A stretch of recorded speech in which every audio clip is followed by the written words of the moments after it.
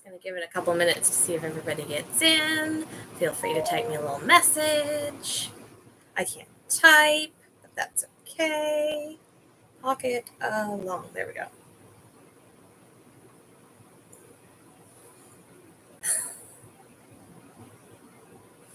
Hello there. Hopefully you're all ready to do some stitching together, have some stitchy business.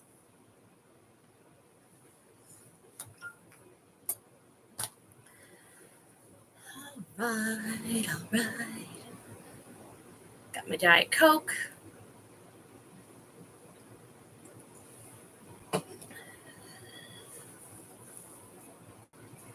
Still working on my embroidery, but we will get there.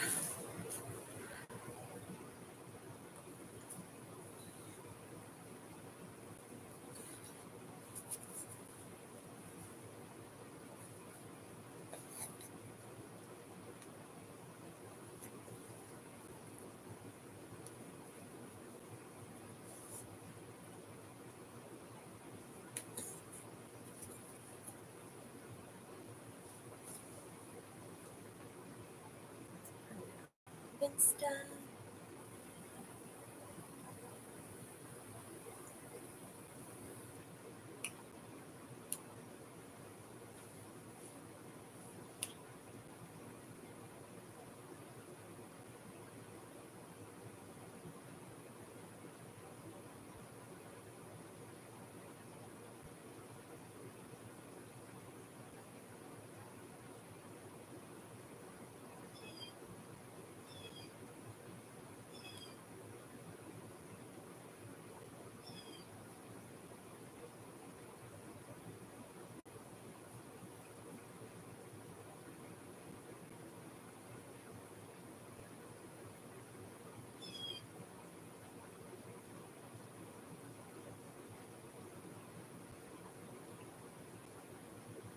Hello. Wow, we're up to 4 people. That's awesome. I'm excited. I'm just trying to stick a thing on Insta to make sure that people who follow me there can remember to join.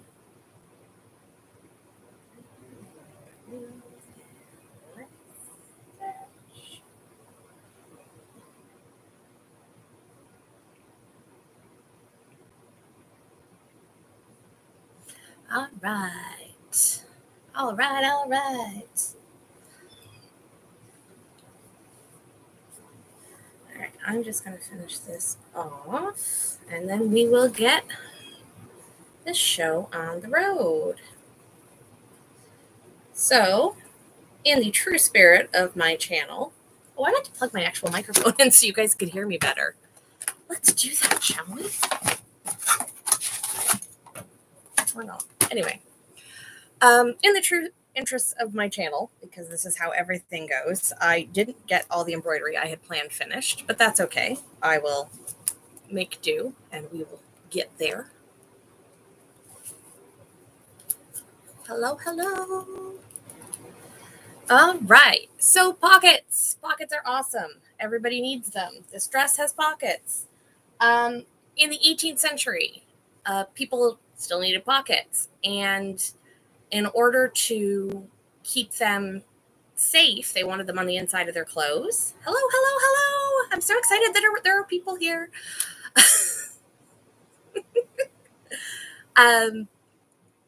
In the 18th century, your skirt or your petticoat was likely made of just 2 rectangles like this with slits at the side, and you accessed your pocket. Your pocket was a bag that hung from a strap around your waist. Something like this. Tape, they called it, which is why we actually should call it sticky tape because, you know, this is fabric tape. Anyway, so pockets could be plain. They could be decorative. They could be quilted. They could be made up of bits and pieces of all kinds of stuff. The fanciest ones were embroidered, which is what I've been frantically working on for the last little bit, trying to get finished for this. This pattern is based on one that they offer at the Victoria and Albert Museum online, which is the, thank you. So you can Google V&A Museum, make your own tie-on pocket, and you will find it. It does take some blowing up and fiddling around to get it to a decent size, which is why I offered the one on my website, www.creativesarah.ca, which prints out on one page, which just click and print, because I know not everybody's really comfortable with mucking around with sizing things up and stuff like that. So I wanted to give people lots of options. So yeah, so this one's what I'm going to be working with today. So I have this. Because of all the embroidery on the back, I wouldn't want that to be in the inside of my pocket because it'll get caught and tear. So I have another piece. I'm actually, the non-historically accurate part is the embroidery stabilizer, which I'm going to rip off and not have a heart attack while I do, I swear. All right, I'll just tear off the edges. It'll be fine. All right, so we have another piece. It's going to go on the inside there just to keep it safe and protected. So we'll have embroidery outside, plain linen on the inside. And then I have this nice pink linen that my bed jacket is made out of that will be the back of the pocket. So to get started, we're going to make layers. Let's do this on my capacious bosom here for the sake of everybody being able to see. Pins, pins, pins. I own pins. There they are. Little jar of pins. Pins were really important in the 18th century too. The origin of the phrase pin money being like a woman's spending money that she gets from her husband, her like personal share of the budget, comes from the fact that a lot of 18th century clothes were pinned together. So you actually needed pins to keep, your headpiece on, to keep your jacket closed, whatever. So it was literally, keeping you decent. All right, let's do some pinning. So first, on the bottom layer, I'm going to have the inside of the pocket, right? Because when we sew it, then we're going to flip it. No, we're not going to do that. That's not how we do this. Oh, hello. It's been a day. My kids are at the dentist. All right, so we're just going to stack it the way we want it to end up looking because we're going to bind the edges with tape. That's great. So I'm going to line it all up and pin it. Whoops. Nope, that's not correct. Sorry, I will fix that when I'm done streaming. I apologize. Apparently, I put the wrong link in for the badge. They are all in a big spreadsheet, and I'm going to be 100% honest. Me and spreadsheets are the worst friends. I will fix it, I promise. There is an actual pocket along badge. I made a Victorian-inspired needle book is Opus Eleni's, Courtney's video today. So it's probably premiered just before or just after this because I would have hit the wrong link. Ugh. I'm good at this, can you tell? All right, so pinning and pinning and pinning. If you're new to sewing, pinning can be really helpful because it keeps everything from sliding around.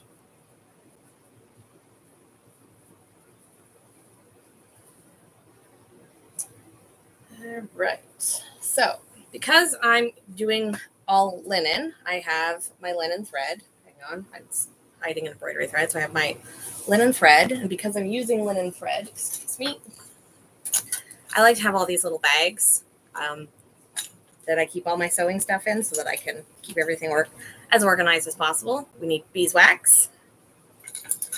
I have my thimble, which I tend to run around the house on my hand because I'm a weirdo like that. We need some clippy clips, by which I mean little tiny scissors. Sorry. I tend to stick everything in my mouth, which is, I know, traumatic for people. I will try not to do it on film, though. All right. So, needle, thread,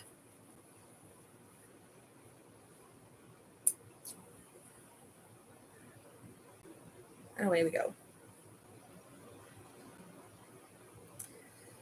I lately have been loving these little tiny needles that I got with a thimble and some other really nice bits of Victorian sewing gear.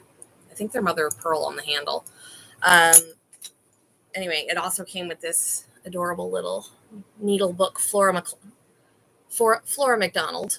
And it came with these beautiful little needles, which were still sharp, and the tiniest of little pins. It's like a centimeter long, I swear.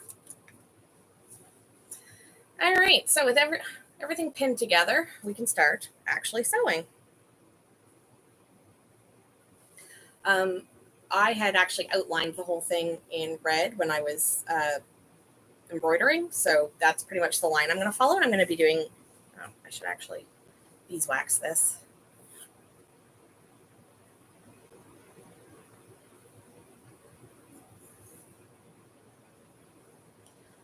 All right.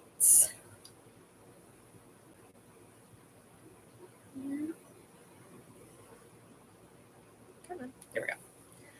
All right, so I'm going to do a back stitch, which is literally just down. We can't see.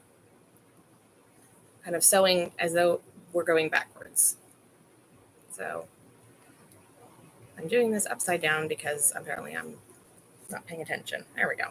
All right. I'm going to switch directions here. Hello to anybody who's just coming in. So if you just came in and you've missed the start, that's cool. I have all of my layers of pockets stacked just the way I want them to look when they're hanging. And then I'm going to backstitch around the outside.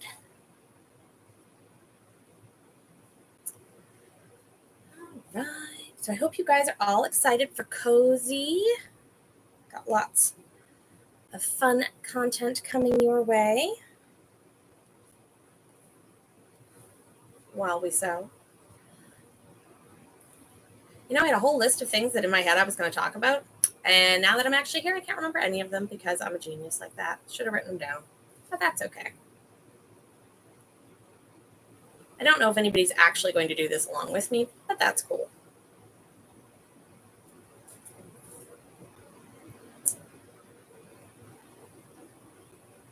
I'm not sewing with the wrong sides together because we're going to bind the edge with tape when we're done.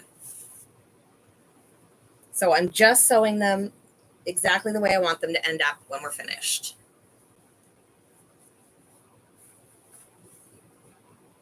So we're not going to be turning it we're not going to flip it at the end, which kind of goes with the way a lot of things were sewn at the time. There weren't a whole lot of like turning inside outs for linings and whatnot. So I don't know if that was just part of it or what, but that is the way we're going to make it. All right. So I've been working on this embroidery project since May, I think, April or May. I had to go back and look on Instagram to figure it out. It's pretty much the largest embroidery project I've ever made, and it's kind of come out to be a bit of a sampler for me. Oh, yeah, that would have been smart of me, wouldn't it? I'm sorry. It's literally just 2 pieces of fabric and some sort of cloth tape, but I will know for next time, I guess. Sorry.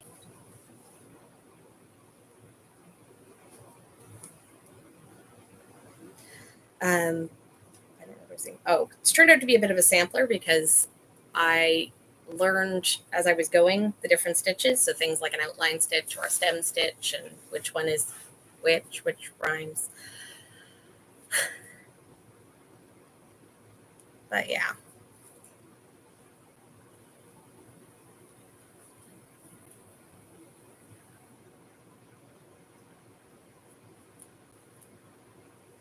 Pin is running away. Go back. Sounds good.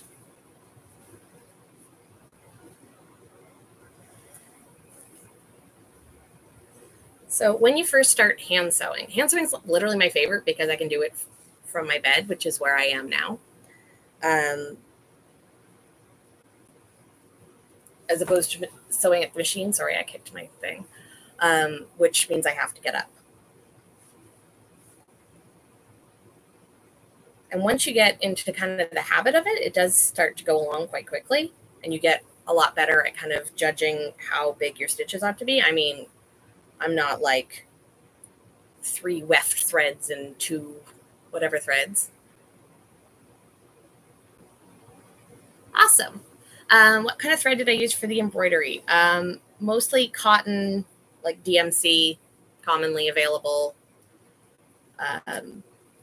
thread. Here, is it actually cotton, or is it? It might even be polyester. Let's read. Made in France, DMC. For sale only outside the EU.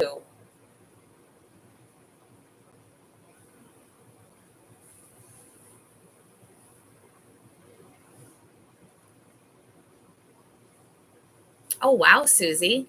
That is. Do you have one of those big magnifiers that helps? And yeah, Sophie, I absolutely want to know what project you're working on.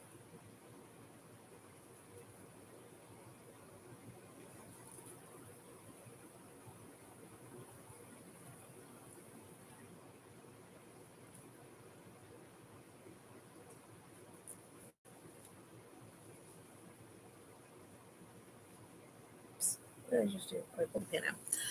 Anyway, as you go, it does get easier.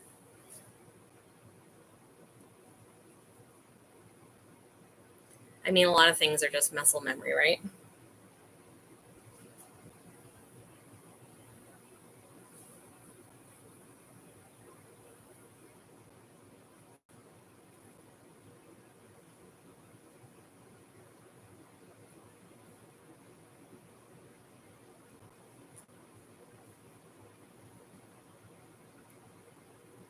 So have you guys joined the Discord for Cozy yet? Okay. I got in the way, so I learned to just feel my stitches. So far, it's working. That makes sense, because as I go along, I don't watch what I'm sewing as much. Yeah, I do split the threads. Almost all of this was done with 2 out of the 6 threads.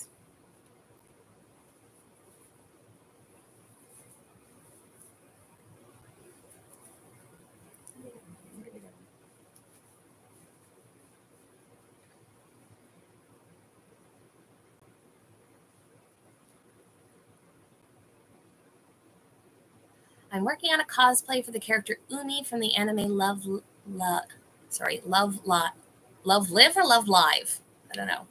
The part I'm currently on is painting the headphones. Cool. Sophie had her costume. Neat. I admire people who paint things for cosplay. That's an area I haven't really got into yet. Although my children are kind of forcing my hand because my daughter wants me to make her the ancient armor from Breath of the Wild for Halloween this year. So here we go.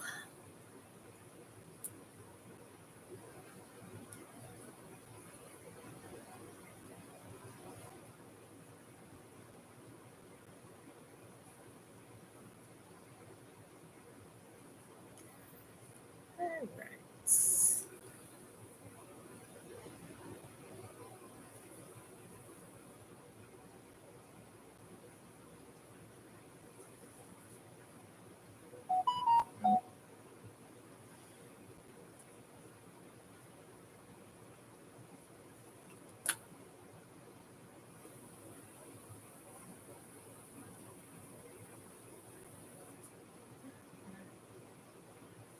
I have to go look up that anime character when we're done here. I don't actually know that one. Most of my anime references are like 30 years old now. Except for things my son is into, but he tends to be more into like the Yu-Gi-Oh stuff. Yu-Gi-Oh mostly, or Pokemon, but Pokemon's been around a long time.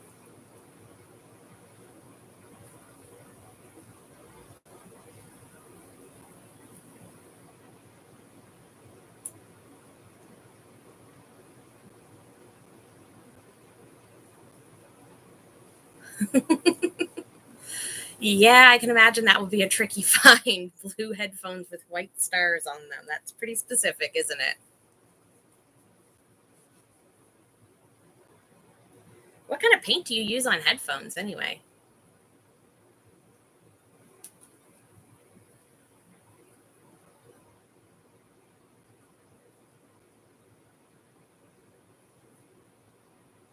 Teaching high school textiles courses. Cool. I wish I got to take textile courses in high school.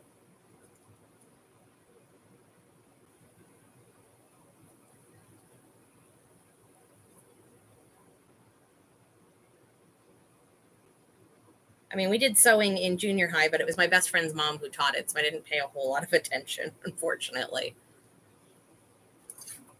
Don't put the pin. Sorry, I didn't put it in my mouth. You didn't see that. Oh, regular acrylics, and they work pretty good. Cool.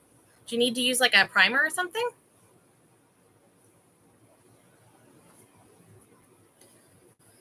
So I try not to get my threads too long because I'm me, and if I do that, they get very tangled out. My needle just disappeared.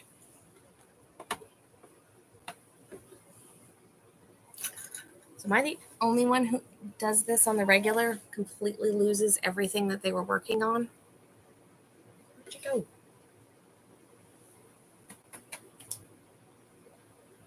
Oh, there it is. Ha.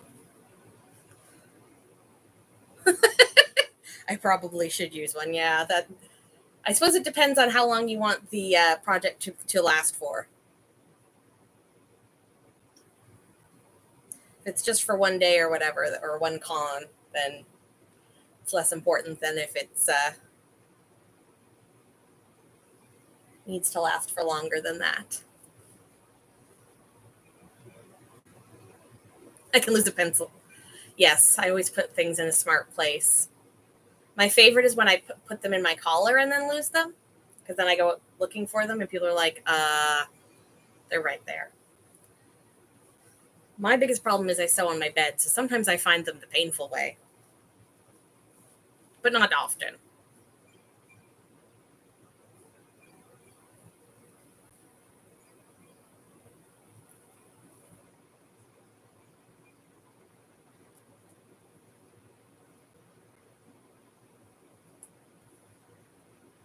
My thimble's another thing that goes missing. This is my, I think, third or fourth. I lost one camping last year. I did a video about going on a camping trip and then came home with no thimble. And then I had gotten a really nice one that was silver from that same lot of Victorian things I had bought on eBay. And I don't know what happened to it. It just vanished. I keep thinking it might be under the bed, but my bed is Ikea and like rock solid and I can't move it. So if it's there, it's going to stay there.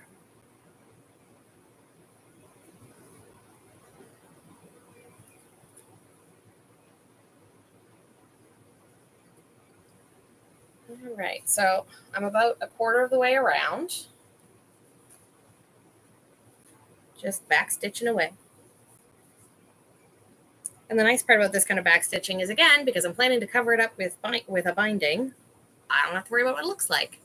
Hand sew in my bed too. I have a basket at the end of my bed full of things that need some sort of hand sewing to grab and work on. Yeah. Mending. It's always the mending that gets out of hand, and suddenly you have a lot of respect for everybody's mending baskets. I actually need to do some mending on the dress I'm wearing. You might be able to see that this part has a poofy sleeve, and this one I took the sleeves off to fix how the dress fit, and then put the sleeve on crooked. But no one notices but me, so I'll get around to it one of these days.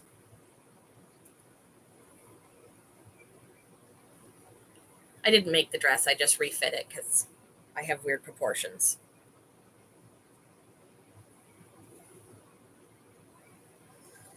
All right.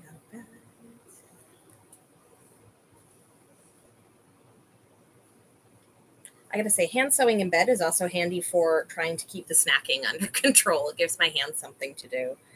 I have ADHD and my brain wanders, and my hands need something to do. And usually it's snacks, match 3 games, or sewing. One or the other.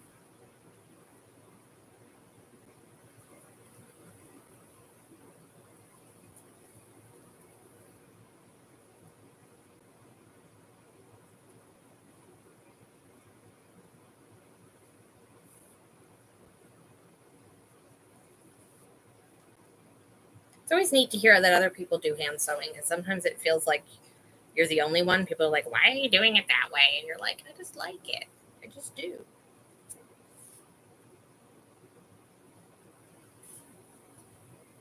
Tangles. I do miss, however, since becoming a single parent, being able to craft in the car. I used to get a lot of knitting done in the car when my kids were little, but now I'm the only driver, so not so much. But my eldest turns 14 next week, so we're on countdown now till he gets his license.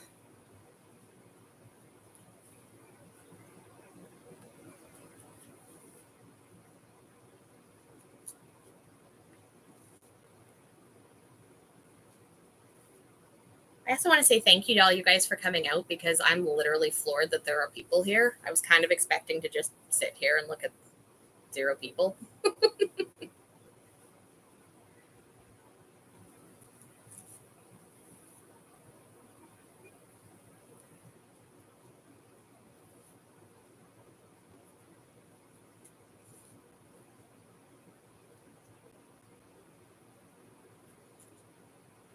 Aw, thanks, guys.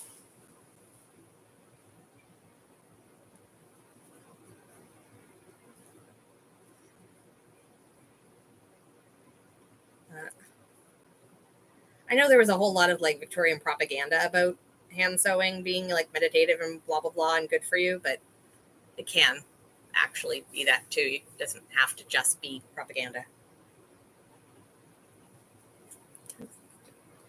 So as I'm going through, the biggest trick is making sure I'm getting all 3 layers. Shows the pocket for the leg cover. So this is my embroidered pocket. Aw, thank you, Susie. So this is the pocket. The pattern is from the V&A Museum.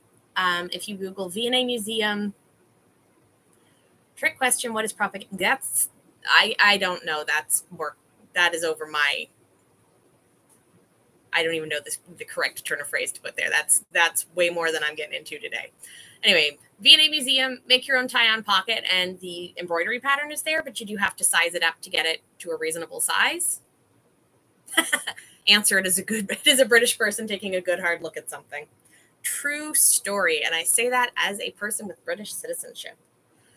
For the curious, my father was born one neighborhood over from at the same time as the beginning of Call the Midwife.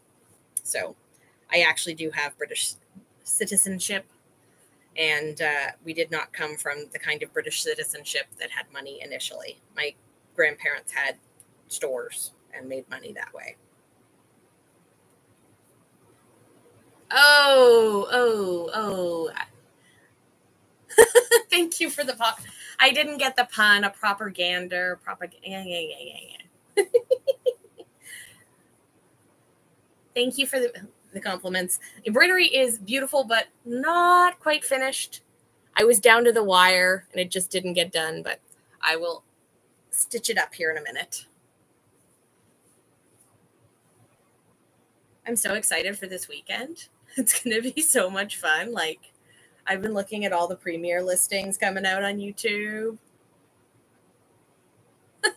Thanks, Susie. You and me will hang out together and just not get the puns. It'll be awesome.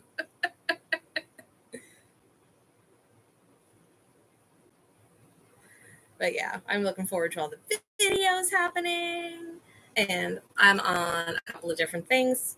Actually, we're doing the release the KalkBrakken, which is a whole bunch of us got fabric from Ikea and made whatever the heck we wanted. So you can imagine all the different kinds of projects. And literally one of the things I made that is literally my favorite thing ever. Did I say it right? KalkBrakken? Hey. It's Ikea. You know what I mean. Unless you're actually Swedish, pronouncing Ikea is like a whole separate thing.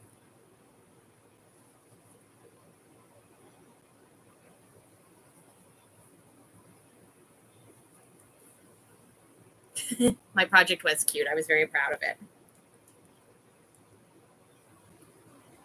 I haven't actually seen all the release projects yet because, okay, but I love Call the Midwife. I love Call the Midwife too, but it was a bit creepy to put to realize that it was literally one neighborhood over from where my father was born. Like, he was born in 1954 in, starts with a B, but I can't remember it now. But it's literally like the next neighborhood over to where Call the Midwife takes place. All right, not losing the needle this time. Putting it in the collar.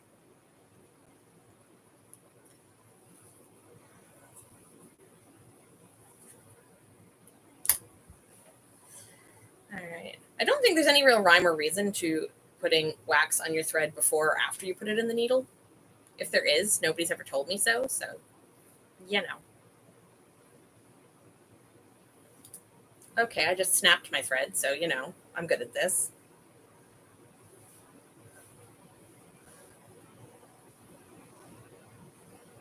All right, try the other end. All right.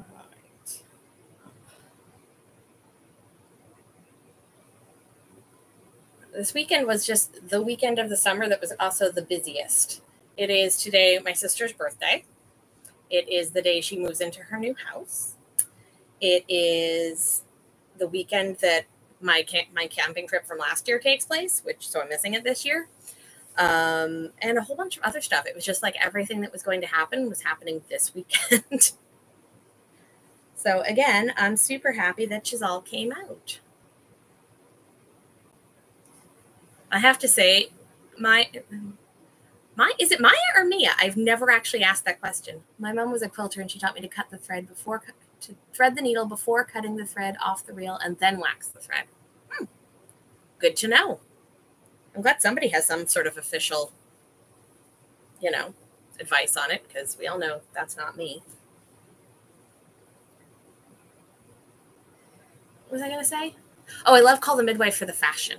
I love looking at what they're wearing when they're not in their uniforms and kind of even in their uniforms. Maya. Okay, merci. I haven't been to work all week. I work in French. I just really said merci. Okay. Not Mia, Maya. Got it. I should know that. I think I did know that, but my brain just had a thing, you know. Anyway.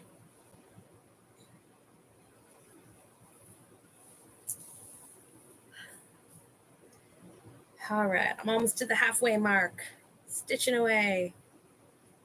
And also, in the interest of realness, because I'm all about showing how this actually goes, there's the Kool-Aid stain from when I dropped my drink on my project the other day.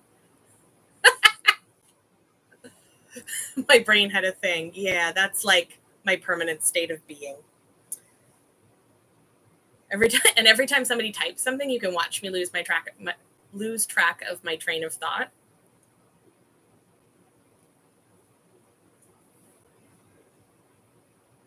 I suppose there are some advantages to having a boring name like Sarah. Nobody ever confuses what it is or how to say it. They just spell it wrong occasionally, but I'm kind of over it. Dictionary definition of propaganda: information, especially of biased or misleading nature, used to promote or publicize a particular political cause or point of view. Thank you very much, Lisa.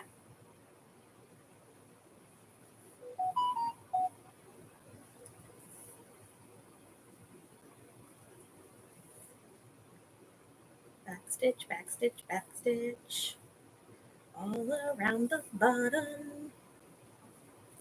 I'm actually really looking forward to getting this one done because it's bigger than the other pocket I had. The other pocket came with the 5-in-1 kit thing from JP Ryan. It's one of the people who make 18th century patterns. And I just made a very basic one for when we went camping last year, but I wanted something nicer. And then I can hand down the other one to my daughter, which also is very historical. Oh, that's okay. You can be late. We're all here. I ain't going anywhere. So I'm working on my pocket. This is my embroidered pocket that I have been picking away at. It is not wrong because it's actually, it's an Ikea print, and it is actually an 18th century fabric that they got from the Musée des Touffes in France, which is why I bought it. There are lots of people who have made Ikea dresses, Ikea 18th century dresses. It in particular, the most notable one is the dress on the cover of the American Duchess Guide to Dressmaking is an Ikea print that is now no longer made, but it is an Ikea print. Hang on. Where we go? All right, there we go. So for those who are late and are trying to catch up, I have my 3 layers here. So I have my embroidered layer, I have my like lining layer, for lack of a better term, and I have the back of my pocket, and I'm just back stitching all the way around the outside while chatting. Actually, Courtney, Opus L and I recently just made a banyan out of this exact fabric, which we all had a giggle about because we all seem to own it. I actually had to rush to get it because this one's almost been discontinued. It's been replaced by something that's similar but not quite the same. It's similar, but it's not actually an actual print. They have another one that's a Victorian print from the same museum that is like big tulips, in that way that Victorian dresses need big tulips, obviously.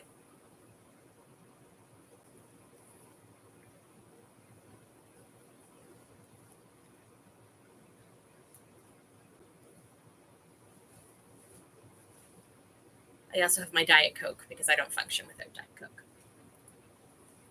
And if they want to sponsor me, I'm totally down for it.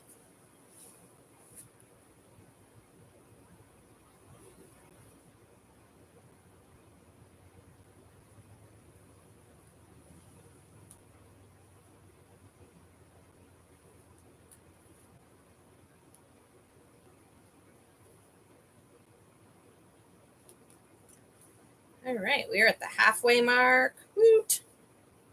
Hang on, what are we doing here? So I'm here. This was also my own personal challenge of, can you sew a pocket in an hour?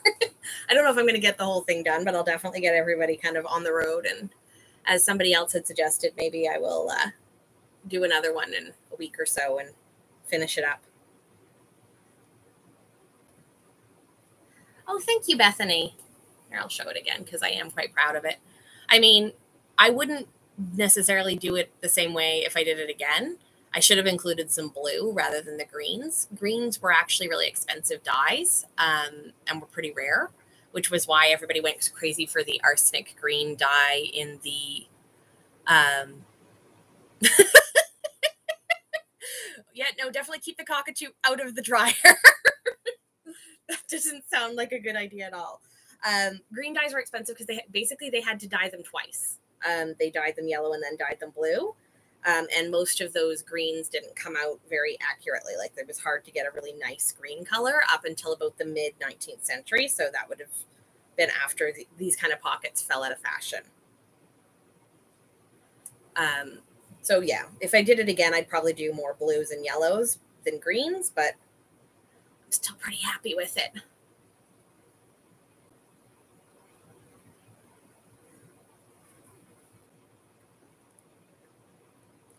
I love how you guys are just like sharing. I love this. I'm really enjoying myself. I hope you guys are too.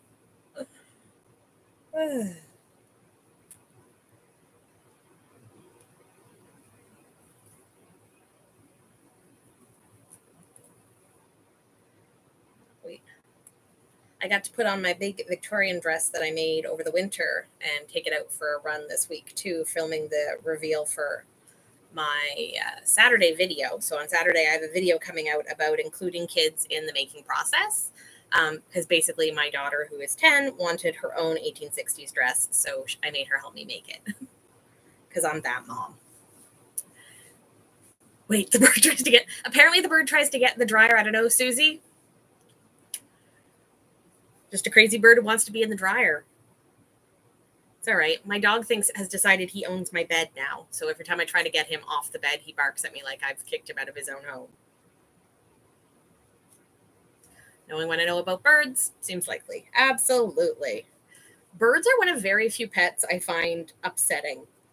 I love that other people love them, but I find their movements upsetting. I have a bit of blue and white fabric that I had water damage, which is earmarked for pockets, which are under my cage. Okay. She does. She's very curious. Yes, curious birds. So people were still wearing tie-on pockets when they were wearing cage crinolines then? That's really interesting. I did not know that. I thought that they had got, I mean, it makes sense. If you've got all that space under there, you may as well take advantage of it, but good to know. Actually, yesterday I was up to, maybe it wants to be warm when you get dry sheets out of the dryer. Tie-on pockets in the Workwoman's Guide, which is 1838. That's a good point.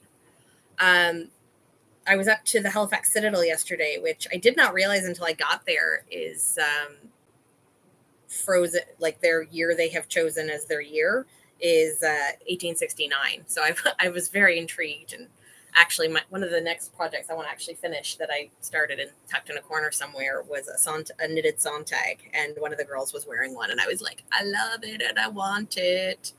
So now I have to actually finish knitting mine. At some point, I need to make myself like a work dress because the dress I have is quite fancy. But having a billion projects on the go is kind of my jam. In case you hadn't noticed. I think it's more to do with how they nest in holes in trees. Okay, I think she thinks the dryer would make a good nesting spot. Birds are a handful. At work, we have a like wild bird that decided to make its like ground nest on the edge of our playground, so we had to put tomato, so we have like a raised portion where the like climbing structure is. And then like there's more playground around it. And this bird picked this spot like right here to make a nest. And it's an endangered bird, so we can't like move it or touch it or anything. So we had to put like tomato plants around it to keep the kids from squishing it. But the bird seems to be functioning quite well. So we had one kid who knew about it, and I had to sit him down and explain to him that he could see the baby birds when they came out. I haven't fully researched it yet, but I can't for the life of me figure out how to keep the pockets attached to the skirt itself from crushing the cage. Sontag from modern wear actually sounds really, really like a good idea now that you say it. Anyway, especially for in very, very modern days when we're trying to wash our hands a billion times and sweaters drag, especially if you're short-armed like me. The pockets to the skirt. So my cage is elliptical, so I don't have that issue because there's nothing in the front. Yes, absolutely, Marion, you need a Sontag for winter. We will have to all knit Sontags. When I finish this, we'll have to have a knitting part. We'll have to do knitting together. I also love that it's called the Bosom Buddy. It just, A, makes me think of Anne of Green Gables, and B, makes me giggle. Because a Sontag along, exactly. I can come up with a billion projects that have hilarious names. Because that is who I am. It's why 3-year-olds think I'm really cool.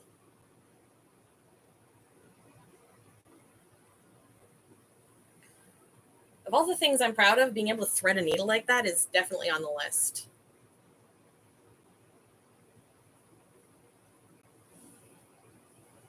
Can't knit for the life of me. A crocheted version. I don't know if I've seen a crocheted pattern. I know the edging is often crocheted. I miss wearing it. I don't do that time period anymore. Apparently people are just wearing them every day, Bethany. So pull it out and wear it anyway. Angela, I don't know of a crocheted version, but that's not to say it doesn't exist. What's the Sontag? A Sontag is a 19th century, they're called a bosom buddy. It's basically like a knitted scarf that's kind of shaped like this, and it crisscrosses in the front and ties around. And I was just saying that I was up at the Halifax Citadel yesterday and with the kids, and thought that when I'm done this, I'm probably going to want to work on knitting myself a Sontag. I have one started. I just need to actually, do it. Yes, there is a crochet pattern out there. Well, there you go. Tunisian crochet patterns. Neat. And Miss Philomena / Adrienne would know. So that is also a good place to look for information. And again, I'm going to redirect everybody over to the Cozy Discord, where you could probably ask these questions of people and get, real-time-ish answers. But don't go yet. Hang around with me for a little bit longer. We'll keep sewing. So I'm coming around the corner here. I got distracted by Sontags and waving my arms around. So I put my sewing down, which is literally the biggest hazard to me sewing, is remembering to do it and not wave my arms around. My grandmother used to say that if you cut my hands off, I wouldn't be able to talk anymore. crochet one is nice. Is the one I made. It's nice. Awesome, Bethany.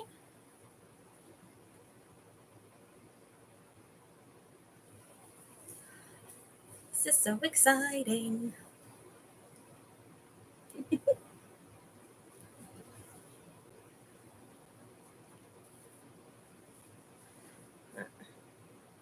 It's neat how the Sontag is like a precursor to a jacket because people needed hands, and you can't do anything if you have to hold your shawl on.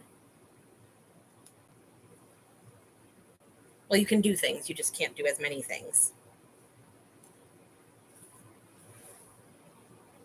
I have to say the other woman at the Citadel yesterday was complaining about her bonnet because it kept catching the wind on top of the because we're at the top of the hill in Halifax. If you don't know, the Halifax Citadel is basically built into the top of this giant hill that comes up from the harbor, and it's super windy all the time.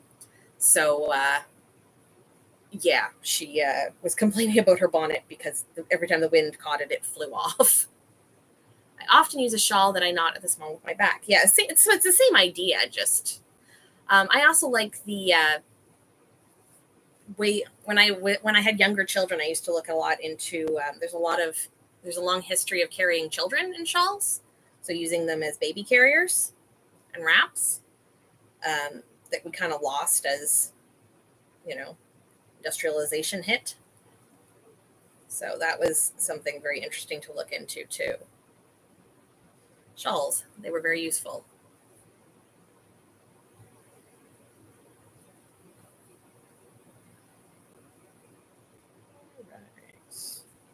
Coming around the corner. The bottom of this thing is always bigger. It took me a long time to get the embroidery done around the corner too. Wow, we're 20 whole people. I'm kind of amazed that 20 people came to hang out with me while I'm sewing. So here again is the thing I'm working on. I've stitched all the way around from here to here in a back stitch. I have a back, I have a lining, and then I have the actual piece I have embroidered onto. And I'm just sewing them exactly the way I want them to come out, and then I will trim them and we will bind them with fabric tape at the end, which may end up being in a separate video because unfortunately we are held to probably about 1 hour's timeline simply because I have children coming home from the dentist who I need to pack up and send to their father so that I can get through this weekend.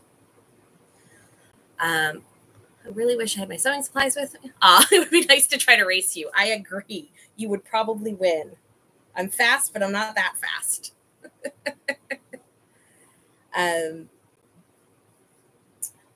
So yeah, I also apparently somebody let me know that the badge that I linked at the beginning is the wrong badge because, I'm a genius. So I will fix that once we're done the stream and make sure I get the correct video in. I would definitely have done a backstitch in months. It's amazing how your body remembers it. It's not even that you remember how to backstitch; it's your hand remembers how to do it. I hate to say it's like riding a bicycle because it's a total cliche, but it's totally like riding a bicycle. I am going to ask everybody who's enjoying this to hit the like button just because it really does help out the stupid algorithm that, controls Costubers' lives. Because I can see 21 of you and there we go. Hit some likes. Like. Anyway, I'm lame. It's all right.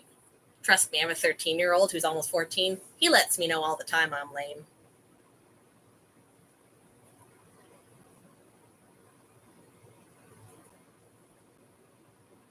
Righty, right.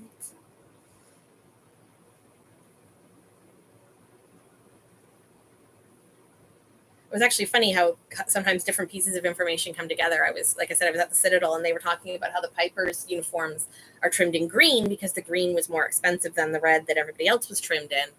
And I was like, oh, well, that makes sense because the green's more expensive because it took 2 dyeing procedures. And she was like, that makes total sense. And I didn't know that. So that was fun. A lot of the rest of it was about guns blowing things up because it's a Citadel. Although the best thing I learned was that apparently half the time the powder was wet and there weren't enough soldiers there, but because it was big and scary looking, no one ever tried to attack it, so they didn't have to worry about it.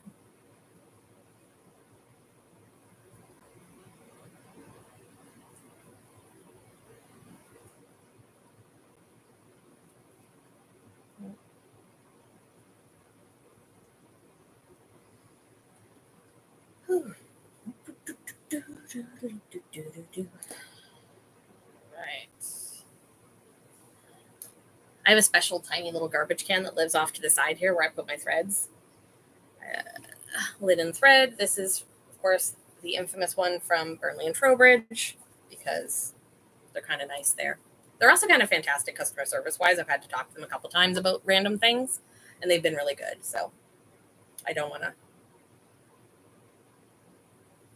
make it sound like I don't like them or anything. All right. What did I do with my... There it is. Although I have to say, whenever anybody shows you, like, waxing your thread, they're always using, like, a brand new thing of wax, and it's all pretty. Like, look how gross that gets after a while. It looks like chewed up gum. It picks up all the sticky bits from wherever it's hanging around.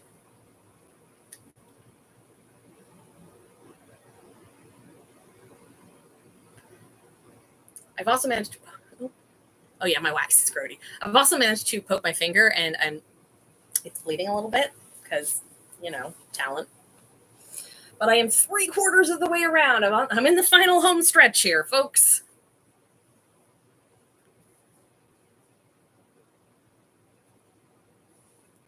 Oops. Right, I went to put a knot in that and then didn't do that in favor of showing you my grody finger. Oh, I don't have a cat and my dog doesn't shed, so at least it's not that. But my daughter does, so, you know. Meh. I think I've got a couple of spots on the back end here. It's fine. Luckily, because I'm mostly poking at the edge, it's not going to show anyway. You'd be amazed how many things that I make that I have bled on. If anybody watches Supernatural, it occasionally makes me nervous. Tiny blood stains are historically accurate. Yep. Because ain't nobody got time to stop, and they didn't even have Band-Aids, so, you know.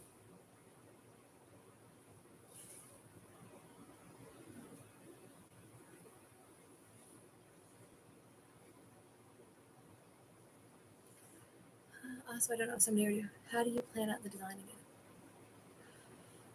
I didn't plan out the design. I do lick my finger a lot, so hopefully that helps. As for the embroidery design, I got it from the V&A Museum, which if you Google V&A Museum, make your own tie-on pocket, it will come up. And it's one that you can enlarge, and then I just enlarged it and put it under the piece of linen that I was going to sew on and traced it all over with a marker. I'm sure there are fancier ways to do it, but that was mine. Luckily, I used a washout marker versus a heat reactive marker because I did it in the spring when it was still quite cool, and not remembering that it was going to go, and I was still going to be having to look at it into the summer when it gets quite hot, and the heat markers sometimes just vanish because it's too hot.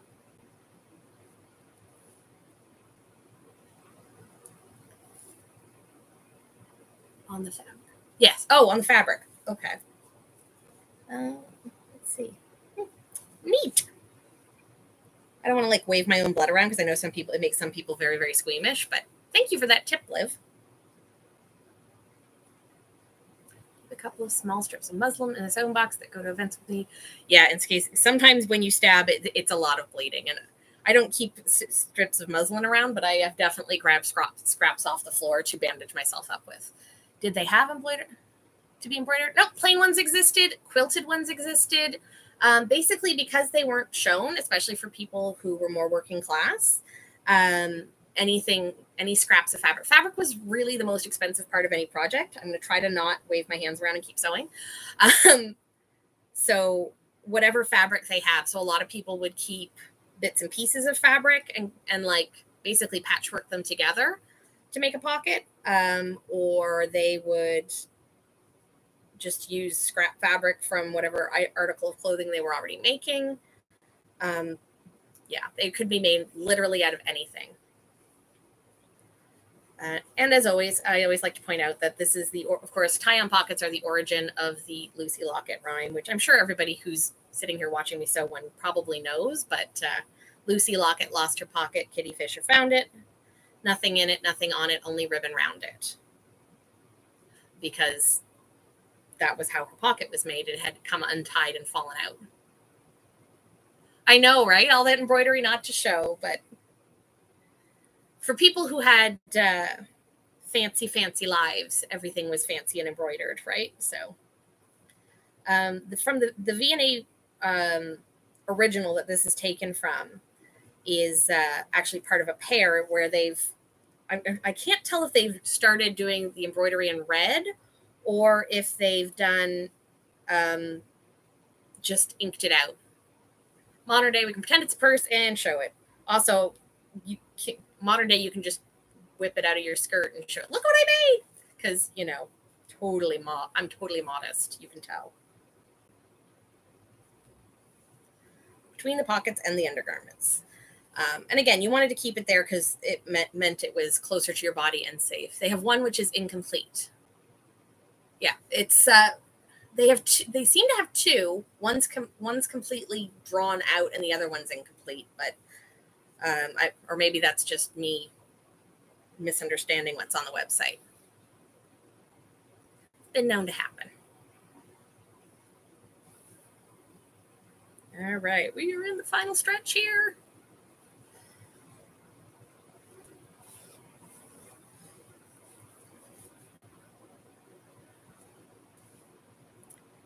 That's right, because my pocket's going to be incomplete too, so it'll match.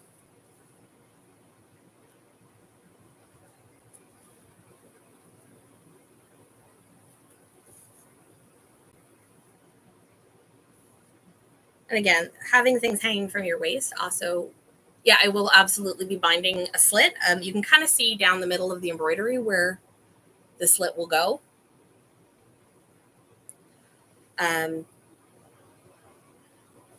But I lost track of what I was saying. It's gone. Whatever.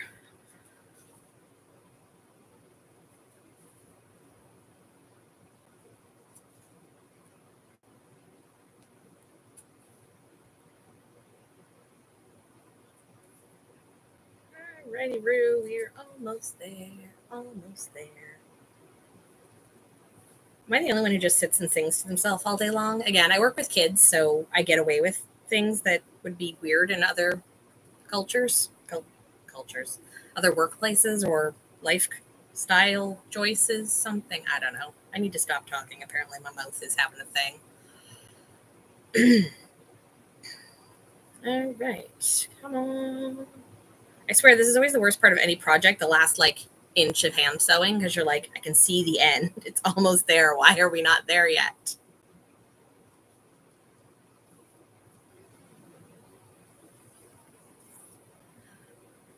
Living in an opera with no plot. Absolutely. My kids always say I know a song about everything. There's not a penny in it. Yeah, nursery rhymes and oral stories are really interesting that way, in that there's always something different. Which, again, it gets very interesting when you're trying to teach them with people from around the world, because that's what my workplace looks like. So I'll be singing a song and they know a completely different tune and a completely different rhyme. All righty, Brew, we appear to be done. The sewing bit of this bit. So I have backstitched all the way around. Yay! All right. And I got 4 pairs of all the things that ever go missing. My tiny little snippy scissors are the ones that go missing the most frequently. All right. Speaking of snippy scissors, I'm going to trim the edges now. So I used kind of a red thread to mark out the edge of my pocket, which I'm now going to remove.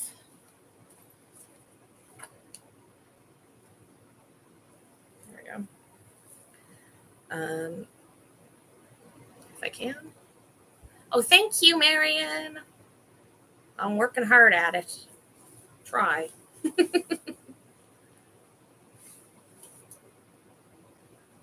Oh, yeah, I always have something going in the background usually, but it's hard to say. But when I'm talking or whatever, it's just, whatever comes out of my mouth, right? I refuse to take responsibility for whatever song, as long as it's not offensive. Then I will take responsibility. So now I'm just trimming all the way around because there's way too much fabric, following the line of stitching that I just did while chatting with you all. This is also minorly terrifying because I'm always convinced I'm going to cut the stitching and then I'm screwed. I find podcasts very interesting because I cannot listen to them outside of the car. Like, I need something visual, except unless I'm in the only place where I can't have something visual. I end up watching a lot of YouTube, which is how I ended up doing this in the first place.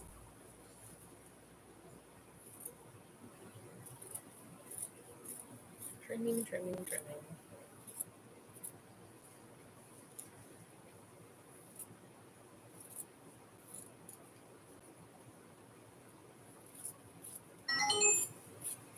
All right. Okay, so that's the actual shape of the pocket. And from there, tape. So, again, if you're machine sewing, which is totally a thing you can do, nobody is obliged to hand sew everything. Visual podcasts. Oh, neat. Yeah, I watch a lot of like people who have podcasts, but they also put it on YouTube. I tend to watch a lot of those. But it doesn't always work. All right. Just going to clip this off. There we go. All right. Now the terrifying moment of cutting up that slit. Weirdly enough, these little scissors are from Michael's, and they're super sharp. They're not very aesthetic, though.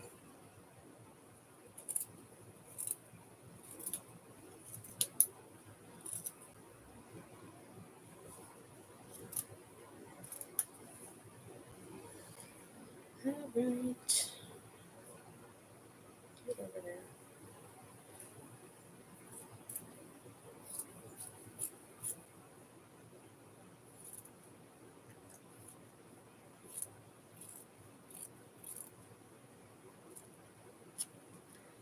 You know, precision's good for some people. It's not really my thing. Come on. There we go. All right. Why do I cut the slit towards the end? Laziness. I just hadn't up to that point. It doesn't really matter. I don't want to have it open too early because it'll start to fray. And that's at least partially because I'm using, you know, modern linen, which is quite fray prone. So from there, again, we will use my. Yeah, exactly. So basically what we're doing is wrapping the tape around the edges, just like that. It will keep it from fraying.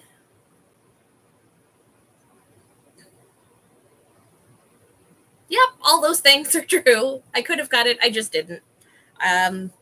Probably for all of those reasons. So basically, yeah, I'm going to bind the slit. I'm going to bind around the outside. And then when all of that's done, I'm going to stitch a belt on, basically. And that's it. It's just that easy. Pockets are one of the easier hand stitching projects I've ever done. They tend to be the kind of project that flies by, so you don't have to think about them as much. I actually really like how stable the embroidery makes this feel. Like, you can see without it, it's kind of wiggly. I love everybody's having, you know, thoughts on things and answering questions. And I also have my don't put your pins down and sit on them bracelet. Don't put your pins in your mouth. I swear I'm trying. I think it's going to have to be finished another day because I have kids due home from the dentist any minute. I will probably do another live in a week or so. It'll probably be a Friday or Saturday night around this time-ish. If you guys want to come back, but Mary and I had another. It was Large Lady Knits begged me right at the beginning not to put the pins in my mouth because yeah, I was doing it too. So I'm trying to listen and, you know, not do that. It's very hard if you're in the habit, though. Oh, yeah, I can imagine that would be major surgery. Oh, that's nasty. Like, I totally get why it's a bad idea. I put pens. I mean, I also spent most of junior high with a ring in my mouth that I wore. So it's, I need to invest in more jewelry or whatever, things to chew on. But I think I am going to wrap this up now, guys. Thank you very, very much for all coming out. I will try to post on both Instagram and my Facebook group to let you know when I will finish this project. In the meantime, I hope you all have a great weekend at Cozy. I hope you check out my video on kids in costumes on Saturday, and enjoy all the other cool, fun stuff too. And again, I'm so, so, so happy that everybody came out. I was really afraid I was going to be sat here all by myself. This was really fun, guys. Thanks very much. Bye. End stream. End.